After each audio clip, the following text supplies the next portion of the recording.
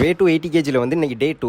நேச்சுரலாக ட்ரெயின் பண்ணியிருக்க உங்களுக்கு வந்து ஜெனட்டிக் பொட்டன்ஷியல் அப்படின்னா என்னன்னு தெரியுமா? ஒரு பர்சன் வந்து நேச்சுரலாக ஜிம் போயிட்டு வந்து வெயிட் கெயினோ இல்லை மசில் கெயினோ பண்ணுறாரு அப்படின்னா அதுக்கு வந்து ஒரு சேச்சுரேஷன் பாயிண்ட் இருக்கு. இதுக்கு பேர் தான் ஜெனட்டிக் பொட்டன்ஷியல். இப்போ நான் என்ன ட்ரை பண்ண போறேன் அப்படின்னா இந்த ஒரு 120 டேஸ்ல வந்து என்னோட பாடி வெயிட் வந்து ஒரு 80 கேஜி கொண்டு வரணும் வித் டீசென்டான ஒரு மசில் மாஸோட. அது எல்லாமே பியூர் மசிலாக தான் கெயின் ஆகுமா அப்படின்னு கேட்டிங்கன்னா கண்டிப்பாக கிடையாது. ஏன் அப்படின்னா ஒரு 3 இல்லை 4 வருஷம் நம்ம நேச்சுரலாக ட்ரைனிங் பண்ணாலே வந்து நம்ம மேக்ஸிமம் பொட்டன்ஷியல் வந்து ஆல்மோஸ்ட் ரீச் பண்ணியிருப்போம். இந்த மாதிரியான ஸ்டேஜில் இருக்கவங்களுக்கு வந்து வருஷத்துக்கே வந்து 1 இல்லை 2 கிலோ மட்டும் தான் பியூர் மசிலாவே அவங்க ஒர்க் அவுட் பண்ணி கெயின் பண்ண முடியும்.